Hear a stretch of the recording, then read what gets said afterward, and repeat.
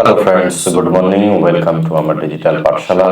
প্রত্যেকদিন ঘটে যাওয়া বিভিন্ন ঘটনা ঘনঘটার মধ্যে থেকে বেছে নেওয়া প্রতিযোগিতামূলক পরীক্ষা এবং ইন্টারভিউয়ের জন্য বাছাই করা খবর নিয়ে ডেইলি কারেন্ট অ্যাফেয়ার্স নিয়ে আমি এসেছি। আমি আশফাকুল্লাহ তোমাদের সঙ্গে শুরু করছি আজকের গুরুত্বপূর্ণ কারেন্ট অ্যাফেয়ার্স গুলো।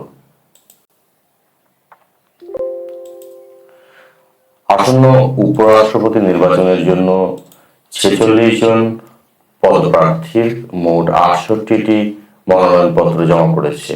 এই 68টি মনোনয়নপত্রের মধ্যে 19 জন প্রার্থীর জমা দেওয়া 28টি মনোনয়নপত্র রাষ্ট্রপতি উপরাষ্ট্রপতি নির্বাচন আইন 1952 অনুসারে বাতিল করা হয়েছে। 2025 সালের উপরাষ্ট্রপতি নির্বাচনের রিটার্নিং অফিসার এবং রাজ্যসভার মহাসচিব এক বিবৃতিতে জানিয়েছেন যে আজ 27 জন প্রার্থীর 40টি মনোনয়নপত্র পরীক্ষা করার জন্য গ্রহণ করা হয়েছে।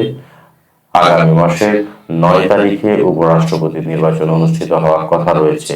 এনডিএ তাদের প্রার্থী হিসাবে সিপি রাধাকৃষ্ণন কে বেছে নিয়েছে। অন্যদিকে বিরোধী জোট সুপ্রিম কোর্টের প্রাক্তন বিচারপতি বি সুদর্শন রেড্ডিকে বেছে নিয়েছে।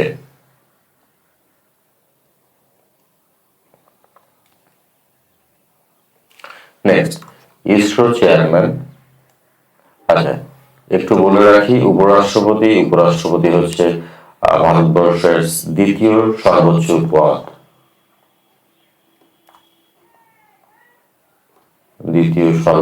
পদ।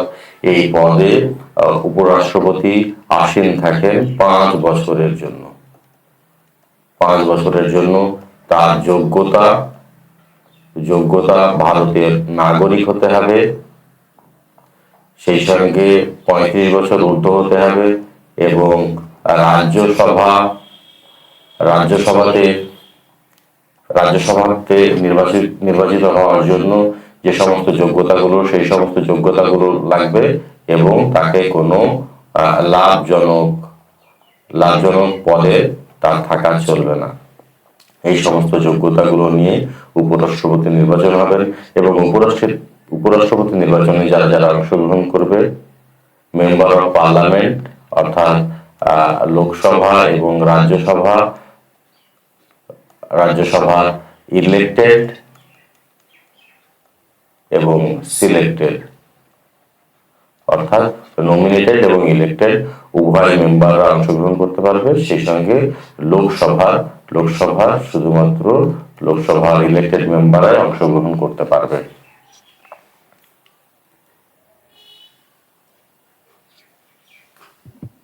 Next, ISRO chairman. ইসরোর বর্তমান চেয়ারম্যান ভি নারায়ণন ইসরোর চেয়ারম্যান। তিনি জানিয়েছেন ভারত প্রথম মানবহীন মহাকাশ অভিযান গগনযান আগামী ডিসেম্বর মাসে তার পরীক্ষামূলক উড়ানের ব্যবস্থা করা হয়েছে। গগনযানের পরীক্ষা নিরীক্ষা ভালোভাবে এগিয়ে চলেছে। অনেকগুলো পরীক্ষার প্রয়োজন হয়, আর তার মধ্যে প্রায় 80% পরীক্ষা সম্পূর্ণ করা হয়ে গেছে, যার মধ্যে 7,700টি পরীক্ষা অলরেডি কমপ্লিট হয়েছে এবং বাকি যে 2,300টি পরীক্ষা সেটা মার্চের মধ্যে সম্পন্ন হবে বলেই জানিয়েছেন ইসরোর প্রধান অধ্যাপক নারায়ণ। তিনি এছাড়াও বলেছেন যে 196টি সাফল্য অর্জিত হয়েছে, যার মধ্যে GLEX 2025 একটি উচ্চ ক্ষমতা সম্পন্ন বৈদ্যুতিক প্রোপালশন ব্যবস্থাপনা। এছাড়া মার্কিন যুক্তরাষ্ট্রের একটি 6,500 কিলোগ্রাম ওজনের যোগাযোগ উপগ্রহ ভারতীয় লঞ্চ প্যাড থেকে উৎক্ষেপণ করা হবে। এছাড়া আদিত্য L1 এটা সোলার মিশন থেকে 13 টেরাবিট ডেটা বৈজ্ঞানিকদের সরবরাহ করা হয়েছে। সরকার ইন্টারন্যাশনাল বিগ ক্যাট অ্যালায়েন্স ও তাদের প্রতিনিধি আধিকারিকদের কূটনৈতিক সুরক্ষা সুবিধা দিতে একটি বিজ্ঞপ্তি জারি করা হয়েছে। 1947 সালে রাষ্ট্রসংঘ সুবিধা ও সুরক্ষা আইন অনুসারে এই ব্যবস্থা করা হয়েছে।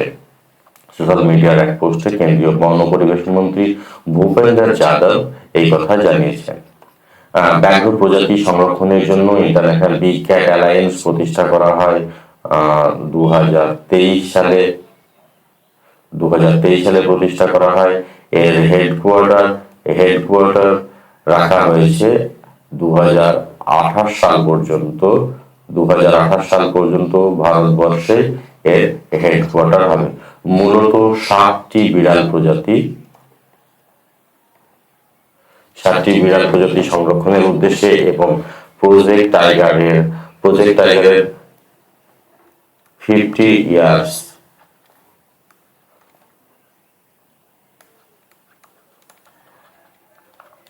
প্রজেক্ট টাইগারের 50 বছর পূর্তিতে এই সংগঠন ইন্টারন্যাশনাল বিগ ক্যাট অ্যালায়েন্স এটা প্রতিষ্ঠা করা হয়। ভারতবর্ষে সদর দপ্তর 2023 থেকে 2028 সাল পর্যন্ত 7টি বিড়াল, মূলত বাঘ, সিংহ, puma, jaguar, leopard, snow leopard,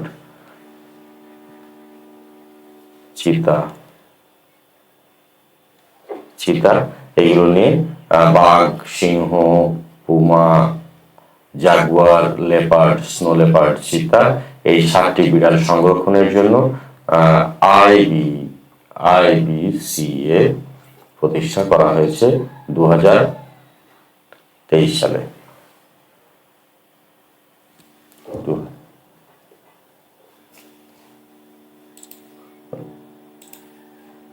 ফরাসি রাষ্ট্রপতি ইমানুয়েল ম্যাক্রোর সঙ্গে টেলিফোনে কথা বলেছেন ভারতের প্রধানমন্ত্রী নরেন্দ্র মোদী। তাদের সঙ্গে মূলত যে বিষয়গুলো নিয়ে কথা হয়েছে, ইউক্রেন রাশিয়ার যে পরিস্থিতি এবং সেই সঙ্গে পশ্চিম এশিয়ার যে সংঘাত, এই দুই সমাধানের বিষয়ে কথা হয়েছে। তার সঙ্গে সঙ্গে দুই দেশের যে দ্বিপাক্ষিক বাণিজ্য সম্পর্ক, প্রতিরক্ষা, অসামরিক, পারমাণবিক সহযোগিতা, প্রযুক্তি এবং জ্বালানি ক্ষেত্র সহ বিভিন্ন দ্বিপাক্ষিক বিষয়ে তাদের এই আলাপ আলোচনা হয়েছে।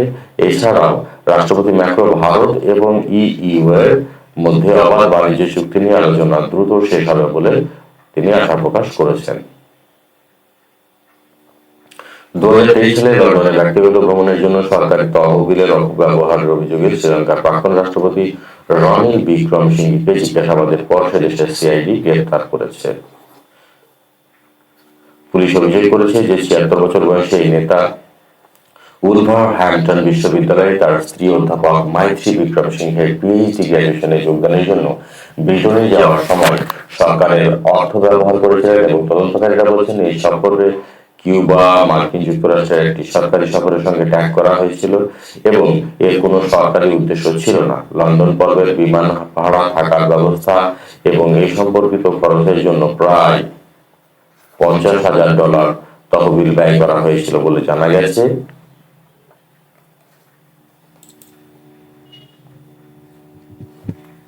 জাতীয় রাজধানী অঞ্চল দিল্লিতে পথকুকুরদের সম্পূর্ণ অন্যত্র সরিয়ে নেওয়া বিষয়ে বেশ অনেকদিন থেকে এই খবরটা আসছে এবং ধারাবাহিকভাবে এই নিয়ে নতুন নির্দেশিকা দিয়েছে সুপ্রিম কোর্ট। যে নির্দেশিকায় বলেছে যে বিচারপতি বিক্রম নাথ, বিচারপতি সন্দীপ মেহতা এবং বিচারপতি NV আঞ্জারিয়া তারা বলছেন পথকুকুরদের নির্বীজকরণ ও সংক্রমণ মুক্ত করার পর তাদের নিজস্ব এলাকায় ছেড়ে দিতে হবে। তবে জনগণকে সংক্রমিত বা আক্রমণাত্মক ব্যবহার করলে তাদের জন্য পৃথক ব্যবস্থা নিতে হবে। পথকুকুরদের রাস্তায় যেখানে সেখানে খাওয়ার জন্য নিষেধাজ্ঞা জারি করা হয়েছে। পুরসভার নির্দিষ্ট জায়গাতেই খাওয়াতে হবে তাদেরকে, এই নির্দেশ দিয়েছে সুপ্রিম কোর্ট। রাজ্য সরকার স্বামী বিবেকানন্দের ঐতিহাসিক শিকাগো বক্তৃতার প্রতি শ্রদ্ধা জানিয়ে একটি ফুটবল প্রতিযোগিতার আয়োজন করার সিদ্ধান্ত নিয়েছে। স্বামী বিবেকানন্দ 1893 সালে 11 সেপ্টেম্বর শিকাগো বিশ্ব ধর্ম সম্মেলনে এই ভাষণ দিয়েছিলেন এবং তাকে সামনে রেখে এই বক্তৃতার 133তম বছর স্মরণে স্বামী বিবেকানন্দ কাপ জেলা ফুটবল ক্লাব চ্যাম্পিয়নশিপ নামে এই প্রতিযোগিতার আয়োজন করা হয়েছে। রাজ্যের মোট 23টি জেলা থেকে প্রতিটি জেলা থেকে 8টি করে বাছাই করা ক্লাবকে নিয়ে 11 সেপ্টেম্বর থেকে বেলুড় মঠের নিজস্ব মাঠে এই প্রতিযোগিতা শুরু হবে। এখানে মোট ম্যাচ হবে 390টি ম্যাচ হবে এবং পুরস্কার মূল্য থাকছে 50 লক্ষ টাকা। আজিঙ্কা রাহানে মুম্বাই রঞ্জি দলের অধিনায়ক থেকে সরে দাঁড়িয়েছেন। সমাজ মাধ্যমের এক পোস্টে তিনি এই ঘোষণা দিয়েছেন যে তিনি দলের হয়ে সেরাটা দিতে চান। রাহানের নেতৃত্বে 2023-24 সাল মৌসুমে মুম্বাই তাদের 42তম রঞ্জি ট্রফি জেতে। তার নেতৃত্বে 2024-25 মৌসুমে রঞ্জি ট্রফির সেমিফাইনাল পর্যন্ত পৌঁছায় মুম্বাই। প্রসঙ্গত, আসন্ন দলীয় ট্রফি ক্রিকেট টুর্নামেন্টের জন্য পশ্চিমাঞ্চল দলে জায়গা হয়নি অজিঙ্কা, চেতেশ্বর পূজারা এবং অজিঙ্কা রাহানের পশ্চিমাঞ্চল দলের নেতৃত্ব দিয়েছেন শার্দুল ঠাকুর। অজিঙ্কা রাহানে অধিনায়কের পদ ছাড়ার পর মুম্বাই রঞ্জি দলের নতুন অধিনায়ক হিসাবে শার্দুল ঠাকুর এবং শ্রেয়াস আয়ারের নাম আলোচনায় এসেছে। এখানে গুরুত্বপূর্ণ দুটো ট্রফি, রঞ্জি ট্রফি এবং দলীয় ট্রফি, এই দুটো ট্রফি খুব গুরুত্বপূর্ণ। ট্রফি দুটো যুক্ত হচ্ছে ক্রিকেটের সঙ্গে যুক্ত। জম্মু কাশ্মীরের ডাল লেকে প্রথম খেলো ইন্ডিয়া ওয়াটার স্পোর্টস KIWSF এর সূচনা হয়েছে। এই উদ্বোধনী অনুষ্ঠানের সূচনা করেন কেন্দ্রীয় প্রতিমন্ত্রী শ্রীমতী রক্ষা খাড়সে এবং অন্যান্য বিশিষ্ট ব্যক্তিবর্গ উপস্থিত ছিলেন। এখানে Khelo India water sports festival 2025-এর লাইভ দেখানো হচ্ছে প্রসার ভারতী স্পোর্টস ইউটিউব চ্যানেলে এবং ডিডি স্পোর্টস টিভি চ্যানেলেও এই প্রতিযোগিতা সরাসরি সম্প্রচারিত হবে। এই ছিল আজকের গুরুত্বপূর্ণ কারেন্ট অ্যাফেয়ার্স। Thank you.